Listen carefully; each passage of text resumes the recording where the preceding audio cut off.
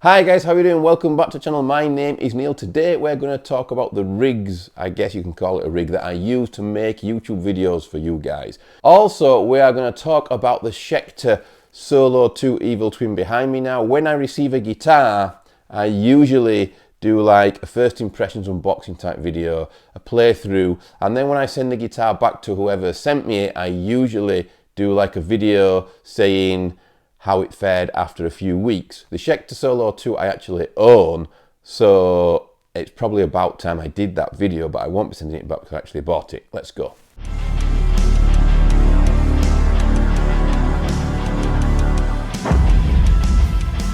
Okay guys, so first of all, I just want to talk about how I record videos for you guys. Let's go to the basic amp demo video, like say the Blackstar HD100 Mark III video that I did a while ago. Basically, I have a Hessu 212 V30 loaded cab down here, which is my favorite cab that I've ever used and ever owned, and it has been for quite a long time. Now, I really like that cab. It's a custom cab. It was made for me and my band when we had an endorsement with Hessu many moons ago, and I've kept hold of that cab because I just love it so much, and that's basically mainly the cab that I'm using. I think I've used it in every video, just about. So I have an SM57 on that cab. The SM57 is probably about half an inch away from the edge of the center cone. The SM57 then goes into the Zoom R20, which is a portable recording studio with a touch screen. It's a fancy bit of kit. It has all sorts going on in there, drums and all sorts for you to jam along, editing tools. It really is fancy, and I don't use it anywhere near its full capabilities. I use it just for recording videos. I find it very easy with it having sliders on. I use it as a mixer, so my SM57 kind of goes into there. I get everything to the right volume. Usually with amp recordings in this room, if I have the amps on like 1, which is usually where they are when I record them for you guys, that's loud in here. I don't want the amps any louder, to be honest, because it just blows the place to pieces. I have neighbours. I go into there and I use that volume on the slider on the R20 to give the sound coming from SM57 the tone more volume. That then goes straight into, believe it or not, an iPhone XR. That is exactly what you are watching me on right now. There's no fancy camera going on. It's an old iPhone XR. That's what I record my videos on, and it's been that way for a number of years. So that's the first way of recording which I do when I'm using basically a mic on a cab. I don't always record that way. The other way that I record is if, say, I'm doing a multi-effects processor style video like this thing here. We have the Arena 2000, which is a Budge multi-effects processor. Basically, if I'm doing a demo like that, I will go the headphones out from the Arena 2000 or any other multi-effects processor will go straight into my monitors that I use to record, you know, and for various things with my Mac. I go straight into those, and my left mono out will then go straight into the phone. Now you guys are probably wondering how I get that into a phone, and there are a number of ways of doing it. Sometimes I use an irig, okay, which goes between the multi-effects pedal and goes straight into the lightning adapter in the phone. The other way is I have a Zoom interface here, which is actually designed for live streaming and actually designed for use with phones. It's the AMS44, it's there. It's pretty good, is this. It's okay, it does its job. It can be quite noisy, so you'll have to make sure the volume is up on whatever multi-effects processor you're using going into here, because you can't get much out of the channel volumes without them getting noisy. Basically, once you get them above 4, they start hissing, okay? So that is why I don't really use that for miking up, say, a cab or anything like that, but it's still pretty handy to have, and I still use it probably about 50% of the time. And the other 50% of the time I use an old irig. Now you're probably wondering why I use these methods when I have Logic, you know, and I don't go straight into an interface and record the sound into you know, a DAW. And the reason for that is because it takes too much time for me. You're lining everything up, you know, when you're editing the video. If you have the sound separate to the actual audio, then you have to line it all up. And every time you chop anything, especially in iMovie or anything like that, sometimes it can move around and you're forever lining stuff up and correcting it. The more edits you make, the more stuff moves. And for me, to get your sound in sync with the video, it's just too much hassle, and it's hassle that I can't be bothered with.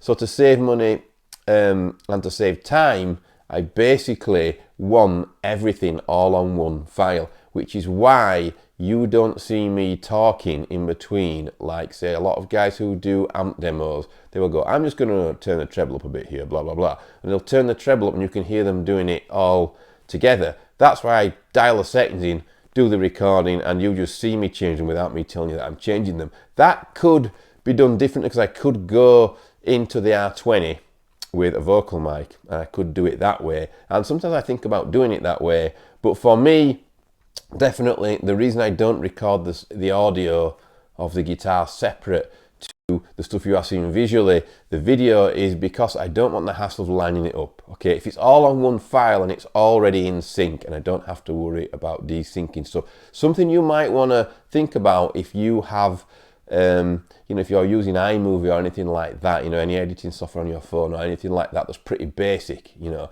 if you're going to start downloading the really expensive video editing software, then you don't need to worry about lining up as much, because it kind of does it automatic and it stays together a bit better. Whereas with iMovie, things like that, when you edit too many times, it kind of gets all out of sync. So yeah, I like everything all on one file.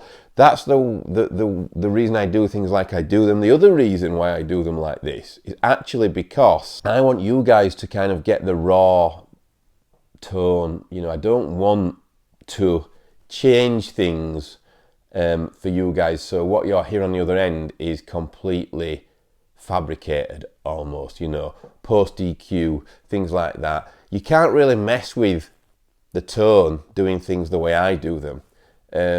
You know, so it's quite an honest way of reviewing something. You're getting the raw sound that if you put, say, headphones into the, you know, multi-effects unit, that's what you're hearing on your end, exactly that. Same with amps, you know, you're hearing the raw sound with just one mic. I think it's really important. When you get to most gigs over here in the UK anyway, at least, you usually have an SM57 there or some type of SM57 clone that the guys will be using. It's an industry standard. It's usually always there. And there's usually, you know, in the UK, if it's a backline that's already there, they usually have some old Marshalls or something like that. Okay, I've got a Hessu V3212, quite an expensive custom cab. But yeah, I try and keep things realistic for you guys and as raw as I possibly can, and I can't think of doing it in any more raw way. You know, I know there's so between the camera and an amp, there is an SM57 and a mixer basically, and that is it, you know, and the EQ on the mixer is flat. I don't mess with it at all. So yeah, I think it's a pretty raw way of doing it, but I think it's a way that works for me, and I really like it. Hope that helps some of you guys out that are wondering how I do things here, and hope it makes you realize that you can do a YouTube channel, you can have a YouTube channel, and it can work on a budget. Moving on, I want to talk about a guitar now that if this was a review guitar, I would have had to have sent it back quite a while ago. It's absolutely freezing here, by the way, so if you're wondering why I'm wearing a very creased Anderton's jumper, it's because it's come out of that drawer over there behind the camera. I got into this room and it was like freezing. Like the guitars today, I can hardly even touch them. They're like ice. So yeah, this is a Schecter Solo-II Evil Twin. It was new out, Jesus, when was it? I don't know whether it was early 2022 or early 2021. I think it was, launched in January 2022, something like that. But this range is fantastic. It really is great. The Schecter necks in particular, I am massively in love with. I can't say enough good things about the Schecter necks. I made a video the other week all about Schecter and Ibanez necks and why they're so comfortable and why they're so great. This particular guitar is slowly but surely becoming my favourite guitar that I own. I really do have a massive soft spot for this guitar. It's in drop C. The string gauge on here, because it's a 24.75 inch scale length, it's a bit slack, which is a bit of a pain sometimes. It's a bit too slack. I should have gone for a bit of a thicker gauge, but might end up in drop D, this guitar. And I just need to say that I love the Evil Twins. the Schecter necks and everything that much that basically I am on the lookout for another one. I want to get an E1 on the channel. I definitely want to get an Avenger on the channel, and I want to, you know, get more Schecters on the channel. The necks are just perfect for me. They absolutely, I call them the broomstick necks. It feels like a broomstick. You know, there's very little in your hand. Okay.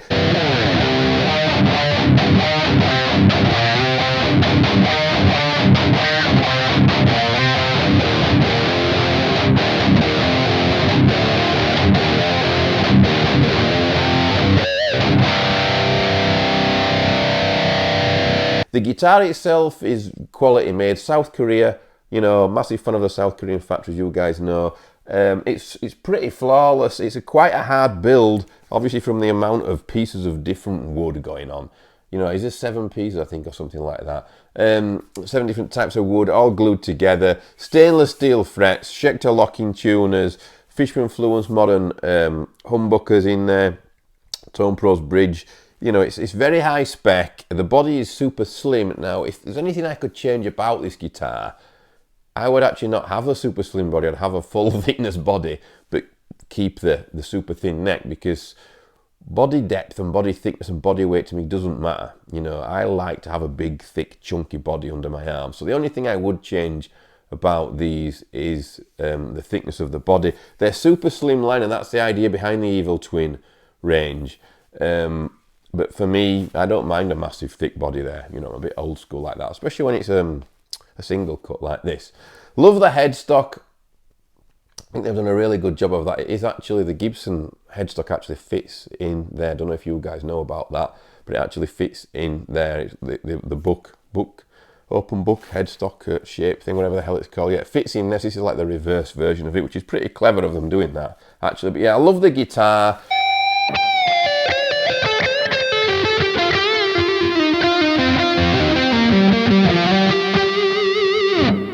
Say it's not got ideal strings and it does stay in tune pretty well, especially seeing that I haven't got a locking nut. I'm used to locking nuts. But yeah, great guitar, love it, and it is creeping up there to be my favourite, I think. The stainless steel frets, I can hardly do without them now, as soon as I've got to used to them. When I play anything else that's not stainless steel frets now, it feels a bit dodgy. Yeah, so yeah, 100% love the guitar. You can't go wrong if you go and get one of these things. My all-time favourite guitar, obviously, as you guys know, is the Jackson DK2 Green Glow, and it has been for quite a while. I've been pretty open about saying that.